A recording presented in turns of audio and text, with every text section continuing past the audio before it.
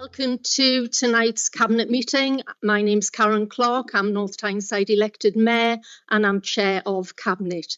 Welcome. It's lovely to see so many members of the public here tonight. Can I just thank you for taking the time to come along tonight? I assume most people are here for the strategic education review item. Can I also thank people for their engagement in strategic education review?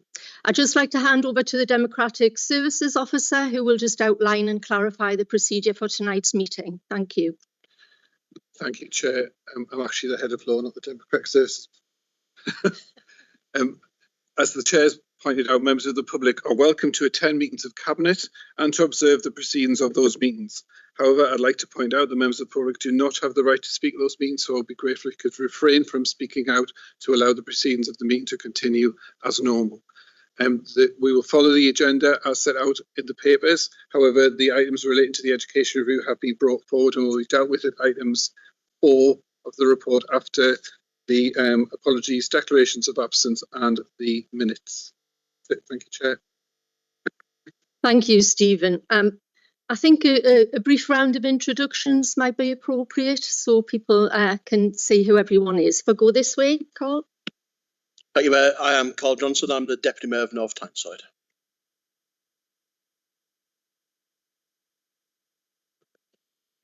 I'm Janet Hunter, Cabinet Member for Adult Social Care. John Harrison, Cabinet Member for Housing. Sandra Graham, Cabinet Member for Community Safety and Climate Emergency. Peter Early, Cabinet Member for Supporting and Protecting Children. Hello, good evening. My name is Councillor Joan Walker and I'm Cabinet Member for Public Health and Social Economic Inequalities. Good evening, I'm Councillor Stephen Phillips, Cabinet Member responsible for Education, Inclusion, Employment and Skills. Hi, I'm Hannah Johnson. I'm Cabinet Member for Environment. I'm Anthony McMillan, Cabinet Member for Finance and Resources. I'm Roger Layton, Joint Trade Union Secretary for the Trade. Hello, I'm Dawn McNally, Chief Executive UK North Tyneside, representing older people. Hello, I'm Vicky Smith, Chief Executive of North Tyneside Voter, here to represent voluntary and community sector. Evening, everyone. Louise Gray, Director of Public Health. Evening, Daniel Tyler from Democratic Services team. And I, as I've explained before, I'm the Stephen Ballantyne. I'm the Head of Law and the Council's Chief Solicitor. Evening, I'm Jackie Lawton, the Chief Executive of North Tyneside Council. Thank you, everyone. And just to clarify, only Cabinet members have a vote on the Cabinet. Thank you. Moving on to agenda item 1, do I have any apologies for absence? Yes, we've got apologies from the young Mayor and from David Hodgson from the Business Forum. Thank you. Any other apologies? No, thank you. Can we move on to agenda item 2 to receive any declarations of interest and notification of any dispensations granted? Does anyone have any declarations of interest? Yes, Anthony. Yep, I have a personal registrable interest in agenda item 9 and as such will not take part in this item of business and will leave the chamber whilst it's being debated. Thank you. Councillor Hunter? Chair, I've got a personal registrable interest in item 10 and I will leave the chamber when it's been discussed. Thank you. I would also like to declare an interest in agenda item 10. It's a personal non-registrable interest and I will also leave the meeting while that item is discussed. Thank you. Moving on to agenda item 3, the minutes of the meeting held on the 24th of November 25. Do members agree that's a true record of the meeting? Thank you. Agenda item 4 was to be the report of the young Mayor, but unfortunately we have apologies from the young Mayor and therefore, as Stephen outlined earlier, I'm bringing forward agenda item 9 and 10, the strategic education review update. We'll take agenda item 9 first, outcome of the statutory consultation in relation to the proposal to merge Greenfields Primary School and Hazelwood Primary School. Can I ask Councillor Stephen Phillips to present this report? Thank you. Thank you, Mayor. The purpose of this report is to provide Cabinet with the consultation responses received during the statutory representation period on the published proposal to merge Hazelwood Primary School and Greenfields Primary School. For completeness, the report also provides Cabinet with the responses to the pre-publication consultation undertaken between October and November last year. Cabinet is asked to consider the responses together with the information supplied in the main and supplementary reports and the appendices to determine whether or not the proposal to merge Hazelwood Primary School and Greenfields Primary School should be approved. Our ambition as an authority is to maintain a sustainable, sufficient and high-quality education system in North Tyneside, one that allows all children and young people to achieve the best possible outcomes, including those with additional needs. I would like to take this opportunity to recognise the passion these communities have displayed for their schools and express how grateful we are for the time and effort taken by those who have shared their views with us. The Council is confident that a rigorous and robust consultation process has taken place and that every view expressed has been listened to and carefully considered. Within the recommendations, Cabinet is asked to consider the responses to the pre-publication consultation attached to this report, to consider the responses to the statutory representation period attached to this report, covering the period from 21st of December, and the additional responses to the statutory representation period received between the 22nd of December and the 1st of January, as detailed in the supplemental report. The report sets out 4 options available to Cabinet. Option 1 is the recommended option, which is to approve the proposal to merge Greenfields Primary School and Hazelwood Primary School without modification as per the implementation timetable referred to in the full statutory proposal. This is an extremely difficult decision, but is one that is considered necessary to achieve an educationally and financially sustainable education system in this part of the borough. As the original Cabinet proposals in September set out, the challenges faced in this area has led Cabinet to consider the merger of these 2 schools, with Greenfields Primary School retaining its DFE number and the merged school being based at the Greenfields site. The impact on the school communities, including pupils and staff, is not underestimated. If the decision is taken to merge the schools, the authority will continue to work with the leadership of the 2 schools to ensure that the transition to the merged school is as smooth as possible. I would therefore ask that Cabinet approve all the recommendations as outlined and updated in section 1.2 of the supplementary report. Thank you. Thank you, Councillor Phillips. Do we have any questions or comments? Yes, Councillor Harrison. Thank you, Mayor. I know the implementation is over a longer period than was initially proposed, with a proposal for the new merged school to take effect in September 28. Can the Cabinet member explain why? Thank you, Councillor Harrison. The implementation being over a longer period, it was response to the strength of feelings expressed during the consultation phase, but it's also based on early discussions that Hazelwood's leadership is having with a potential academy sponsor. Whilst these discussions were not suitably advanced to allow the consultation to be paused, the report sets out that should a suitable solution be found, the timeframe would allow alternative options to be considered. The delayed implementation would allow the school to explore further an approach that has been made to join a multi-academy trust, a MAT. At this point, it's too early to conclude whether it's a viable option, especially given the building issues at Hazelwood. Councillor Hannah Johnson. Thank you, Mayor. You just sort of referenced the issues with the building at Hazelwood. I just wanted to ask if there is any update on that.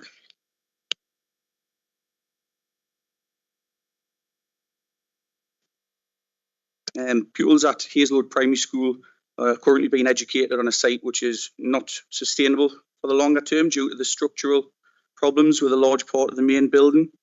Over the past 2 years, since the concrete issue at Hazelwood was identified, the authority has continuously lobbied the Department for Education to provide funding to address the longer term building solution at the school.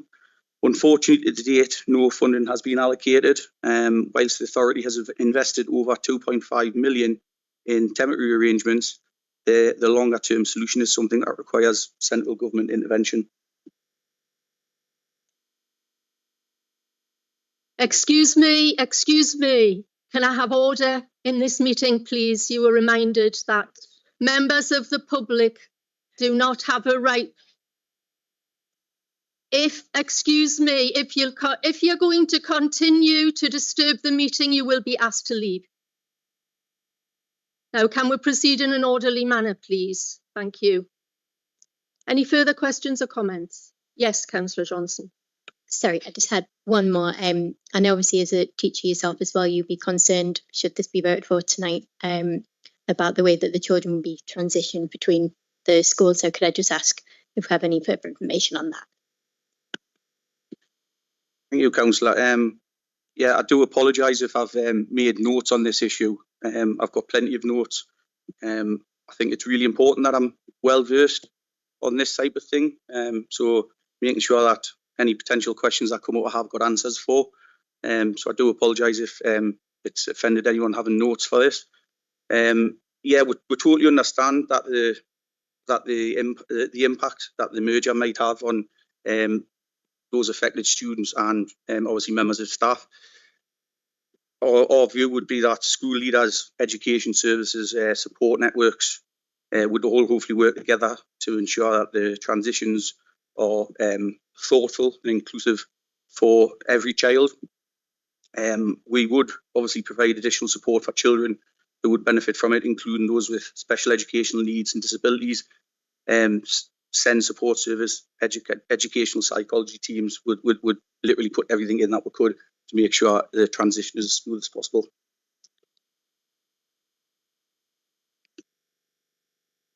Thank you, Mayor.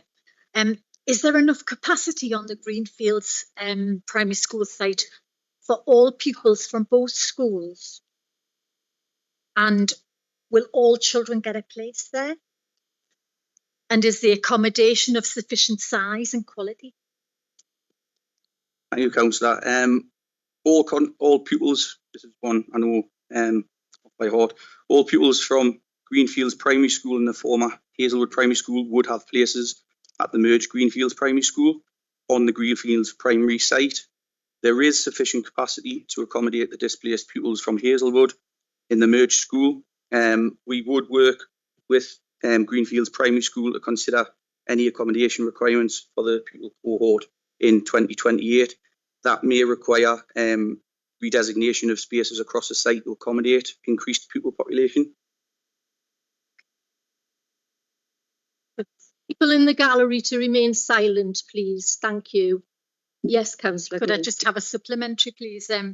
Just from the mutterings in the gallery, there are concerns in the community about asbestos at Greenfields Primary School, and what is our response on this? Yes, thank you, Councillor. There has been, we've had a few questions put in, so again, this answer that I'm going to give is has been well thought out, and I've asked officers both on the building side and things like that to give us full information. Obviously, we know asbestos was commonly used in the construction industry for many years before it was banned in 1999. So therefore, it is obviously present in a significant number of schools locally and nationally, including Greenfields and Hazelwood primary schools. All schools, I mean, this was kind of like a little bit of a learning curve for me on the building side of things. But obviously, I knew that all schools prior to 1999 had a legal obligation to manage asbestos within their buildings. I've worked in schools that have obviously had to do that. And that's in order to comply with it's the technical bits that I wasn't totally au fait with, but it's to comply with the Control of Asbestos Regulations 2012, Regulation 4, the duty to manage. Obviously, I wouldn't have known those words off the top of my head, so I do apologise for having those pre-prepared. This includes compiling a comprehensive asbestos management plan to identify where asbestos is within the building and recording of its location, the type of asbestos, the condition and the extent. The management plan has to be reviewed and updated by a trained, competent person at least every 12 months, depending on the risk. Any visual signs of deterioration or damage to asbestos materials need to be remediated accordingly or access restricted to that location. Greenfields Primary School, we know, has asbestos in roof voids, boiler room and service ducts, and in all these instances have been identified and appropriate remedial action has been taken.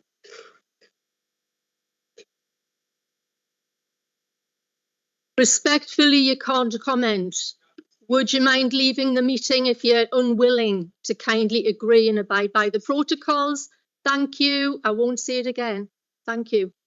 Thank you, Councillor Phillips. Any other questions or comments in relation to this report? No? Can I just say that no one on this cabinet or in this council comes into public office to close schools? It's the last thing that we want to do, but for the reasons outlined in the report, there are very difficult and challenging circumstances that we find ourselves in a position that we're in. So, are members happy to agree the recommendations as set out in 1.2 of the supplementary report? Agreed? Thank you. Okay, thank you for that. Can we move on to agenda item 10, which is strategic education review, and it's in relation to the outcome of statutory consultation in relation. Let's pause the meeting.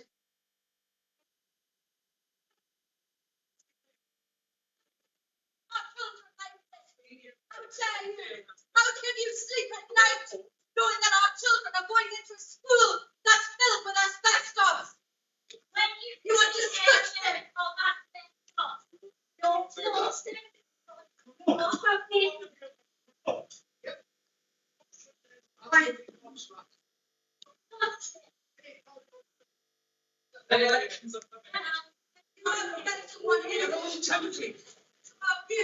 This is why you would not let us speak.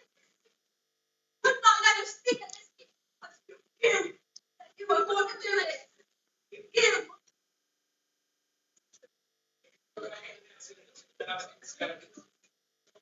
Thank you. Moving on to agenda item 10.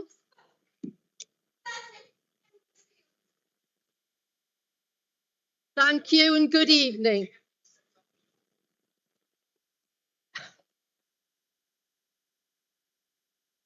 Thank you. Agenda item 10, I've declared an interest. I will also be leaving the meeting at this point for this agenda item. Thank you. I'll hand to Councillor Carl Johnson. Thank you, Mayor. I should give Councillor Hunter and the elected Mayor a second to leave the room.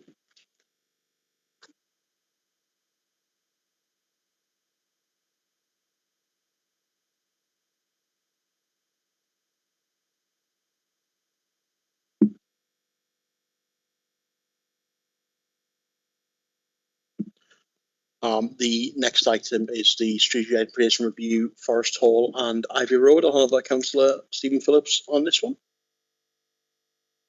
Thank you, Chair. Okay, the purpose of this report is to provide Cabinet with the consultation responses received during the statutory representation period on the published proposal to merge Ivy Road Primary School and Forest Hall Primary School. For completeness, the report also provides Cabinet with the responses to the pre-publication consultation undertaken between October and November last year. Cabinet is asked to consider the responses together with the information supplied in the main and supplementary reports and the appendices to determine whether or not the proposal to merge Ivy Road Primary School and Forest Hall Primary School should be approved. Our ambition as an authority is to maintain a sustainable, sufficient and high-quality education system in North Tyneside, one that allows all children and young people to achieve the best possible outcomes, including those with additional needs. I again would like to take this opportunity to recognise the passion these communities have displayed for their schools and express how grateful we are for the time and effort taken by those who have shared their views with us. The authority is confident that a rigorous and robust consultation process has taken place and that every view expressed has been listened to and carefully considered. Within the recommendations, Cabinet is asked to consider the responses to the pre-publication consultation attached to this report, to consider the responses to the statutory representation period attached to this report, covering the period 21st of December, and the additional responses to the statutory representation period received between 22nd of December and the 1st of January, as detailed in the supplementary report. The report sets out 4 options available to the Cabinet. Option 1 is the recommended option, which is to approve the proposal to merge Ivy Road Primary School and Forest Hall Primary School without modification, as per the implementation timetable referred to in the full statutory proposal. This is an extremely difficult decision, but is one that is considered necessary to achieve an educationally and financially sustainable education system in this part of the borough. As the original Cabinet proposal in September set out, the challenges faced in this area has led Cabinet to consider the merger of these two schools, with Forest Hall Primary School retaining its DFE number but being based at the Ivy Road site. The impact on the school communities, including pupils and staff, is not underestimated. If the decision is taken to merge the schools, the authority will continue to work with the leadership of the two schools to ensure that the transition to the merged school is as smooth as possible. I would therefore ask that Cabinet approve all recommendations as outlined and updated in section 1.2 of the supplementary report. Thank you, Chair. Thank you, Councillor Phillips. Any questions for Councillor Phillips? Councillor Early?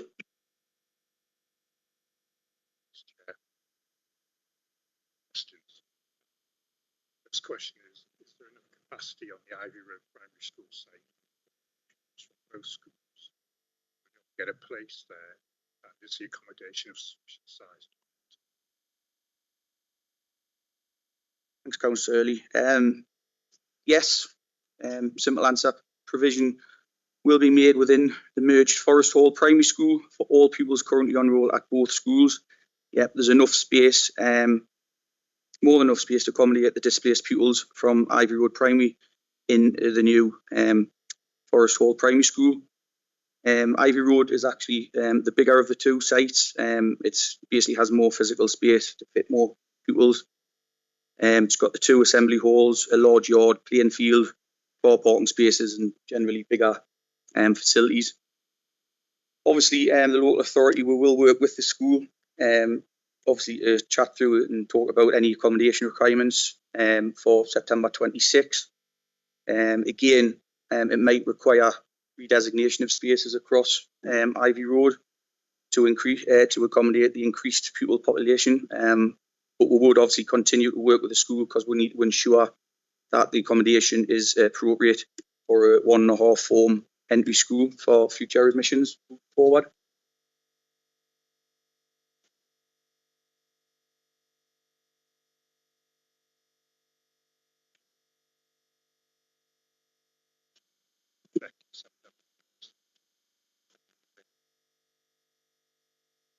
Thanks, Councillor Early.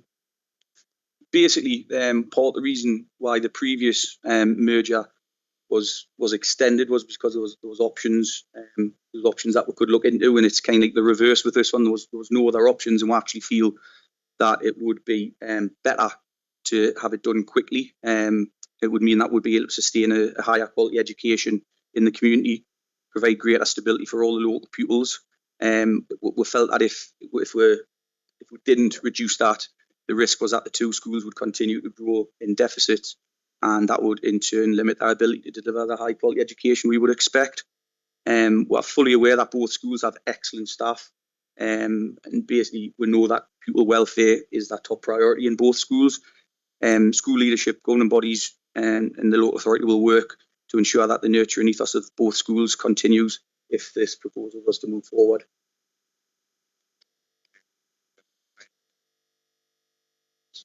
Will the transition mature? Yes, thank you, Councillor Early. It's almost an identical answer to the previous. Well, obviously, the students, the pupils are the most important things. We need to make sure that the other ones that are looked after. And again, I'll just reiterate, school leaders, education service support networks will all work together to make sure that the transitions are thoughtful and inclusive for every child. We're fully aware that we can't have a one-fits-all approach. There'll be different students will require different interventions and different levels of help and things like that. But we will obviously work tirelessly to make sure we create personalised transition plans for students. Thank you, Councillor Early. Any more questions or comments? Councillor Graham? Just to reiterate what the Mayor said earlier, no one comes into public service. And I said this when Monks Eaton High School was being discussed. to close schools. It is just not what we're all about, but we're faced with a really impossible situation with falling numbers, and there is no other course of action that we can take at this time. I really feel for all of the parents. They've worked so hard and they're really distraught and upset. I can be forgiven for being called corrupt because they're heightened, passionate, and they don't fully understand the situation that this council is in. So I'd just like to put that on the record. Thank you. Thank you, Councillor Graham. If there's no more questions or comments, can I ask members that they agree to recommendations as set out by the Cabinet member and in section 1.2 of the supplementary report, please? Thank you. I'll just get the elected mayor back in for the rest of it.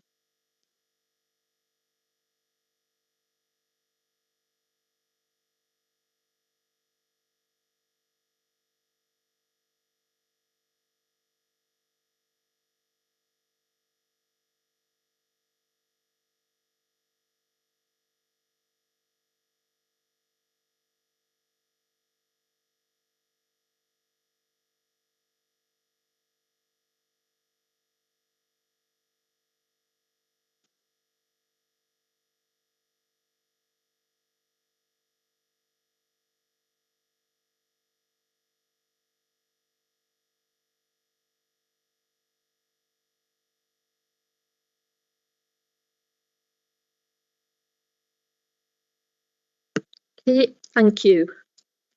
Okay, moving on to agenda item 5, council tax base for 2026 to 2027. Can I invite Councillor Anthony McMullen to present the report? Thank you, Mayor. I am pleased to present this report to Cabinet on the proposed council tax base for 2026-27. Council tax base is a statutory calculation that is used in the 2026-2027 budget and council tax setting process. It is used for the basis of our majority precepting authorities, the Police and Crime Commissioner for Northumbria and the Tyne and Wear Fire and Rescue Authority. As Cabinet will note, the 2026-27 council tax base calculation takes account of one change to introduce a banded council tax reduction scheme for working age claimants.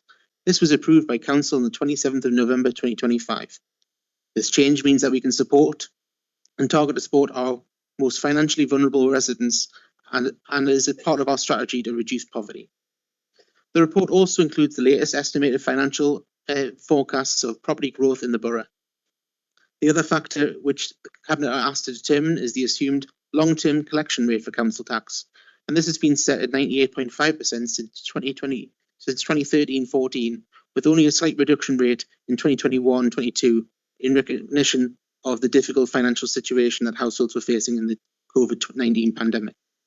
Since then, whilst collection remains as challenging as ever, the in-year performance is in line with what we have achieved at the same point last year, suggesting that the assumed long-term collection rate of 98.5% that was set last year still remains achievable. I would therefore ask Cabinet to agree the long-term collection rate calculation at 98.5% in this report and the calculation of council tax base of a number of 65,439 Band D equivalent properties. Thank you, Councillor McMullen. Do you have any questions, comments in relation to this item? No? Are members happy to agree the recommendations as set out on 1.2 of the report? Agreed? Thank you. Moving on to agenda item 6, 2025-26 performance and financial management report to the 30th of November 25. Can I ask Councillor Cole-Johnson to present the report? Thank you, Chair. I am pleased, together with Councillor McMullen, to present the latest performance and financial management report. The report demonstrates strong progress in delivering the our North Tyneside plan and then continue to build an even better North Tyneside for our residents. North Tyneside continues to experience comparatively low levels of crime and antisocial behaviour. Notably, incidents of antisocial behaviour have fallen by 29% over the last year, reflecting the success of the joint partnership initiatives targeted hotspot areas. Support for young people post-16 remains effective, helping to ensure that the proportion of 16 and 17-year-olds not in education, employment or training stays low. Our affordable homes programme is on track with 206 new affordable homes expected to be delivered this year. The proportion of waste being recycled, reused or composted is slightly below expectations at this point in the year, largely due to reduced composting during the summer months. However, we continue to expand opportunities for residents to recycle at drop-off points and pop-up use recycle shops. From April 26, we'll introduce new food waste collection services, which is expected to boost recycling rates. As previously reported, the authority continues to face significant financial challenges. These include the high number of children in our care and our reliance on external residential placements, which remain subject to market pressures and inflationary costs. There is further detail on performance contained in Annex 1 to the report. Now hand over to Councillor McMullen about the financial position. Thank you, Councillor Johnson. There continues to be significant pressures in this financial year and into the medium term, which the Cabinet has acknowledged in its initial budget proposals. In common with other local authorities, the authority has continued to see sustained pressures across adults and children's social care. Taking the general fund revenue position first, as shown in Table 1 of this report, there remains to be a forecast net pressure in this year of 6.2 million. Whilst clearly a significant challenge that we're working hard to address, this is an improved situation from September's Cabinet report, and we continue to take measures to improve this position further. Many of the pressures in the current year are consistent with those faced in recent years, and importantly form part of our existing medium-term financial plan projects. In terms of schools, they continue to face similar challenges to the authority. While schools are responsible for setting and managing their own budgets, we continue to work closely with our schools to help them address any deficit position. It is good to note that there is no material issues in respect to the housing revenue account in regards to its normal activity, and they are projected an outturn broadly in line with its overall HRA budget. Moving on to the investment plan, we have £46.7 million has been spent on works to improve the borough this financial year. This report proposes almost 0.4 million of reprogramming and 2.9 million of variations, and we've remained on track to deliver over £100 million worth of projects by year end. Cabinet is asked to approve the recommendations as set out in section 1.2 of the Cabinet report. Thank you. Do we have any questions or comments in relation to this report? No?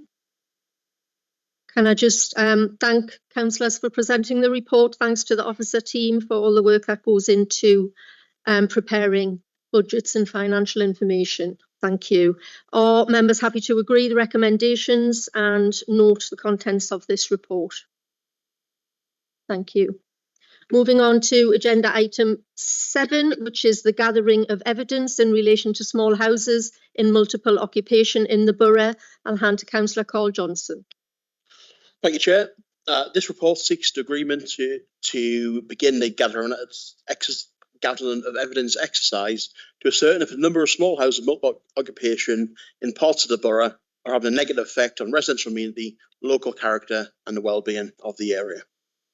Gathering evidence will help us inform whether there is a robust case to take steps to introduce controls of the creation of small HMOs in areas of the borough. Such control could be in the form of a direction to remove the existing national permit development right, which will allow small child HMOs for 3-6 people living together to be created without the need for planning permission. Making a direction requires a robust evidence base to inform the extent of any current negative impact and identify the areas most impacted. This work is the first step in that process, and a report will be presented to the Cabinet in future to consider next steps. I recommend Cabinet agrees to the recommendations as set out in section 1.2 of the report. Thank you, Councillor Johnson. Any comments or questions in relation to this? Thank you, Councillor Green. Thank you, Mayor. I really welcome this gathering of evidence to see if there is an issue. And it's only by gathering the evidence and finding the robustness of that we can then go forward, if needed, with these direction order. Thank you. Thank you. Any other comments in relation to this item? Are members happy to agree the recommendations in the report? Thank you. Moving on to agenda item 8, response of Cabinet to recommendations of Antisocial Behaviour Task and Finish Group. Can I hand over to Councillor Sandra Graham? Thank you, Mayor. This report sets out Cabinet's response to the Overview and Scrutiny Coordination and Finance Committee report from the QS Subcommittee Task and Finish Group on Antisocial Behaviour. We all know this matter is really important to our residents.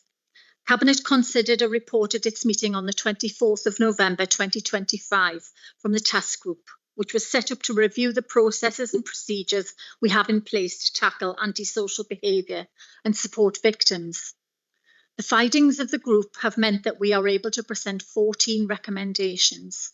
The proposed responses to the recommendations have been prepared and attached as an appendix to this report.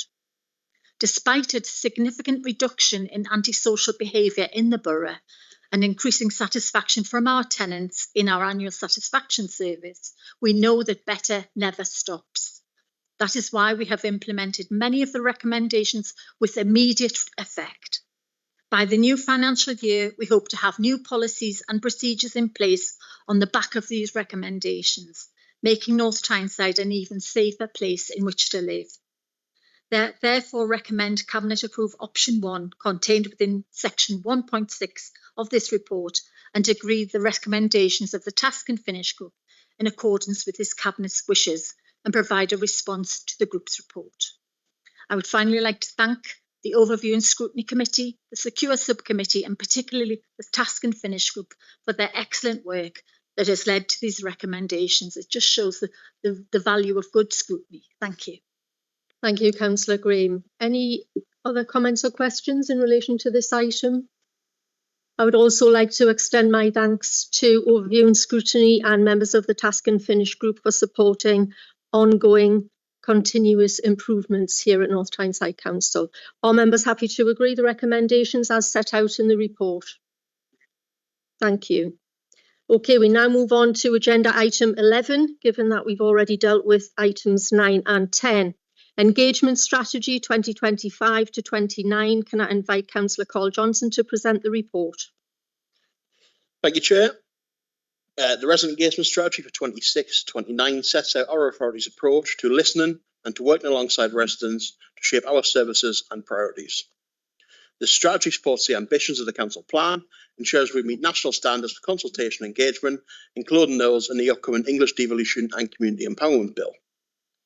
Our vision for residents to be informed, included and empowered through open and meaningful engagement. We are committed to acting on resident feedback to improve services and strengthen trust. The strategy expands opportunities for residents to get involved, links engagement to decision making and sets out clear standards for high quality engagement across all service areas.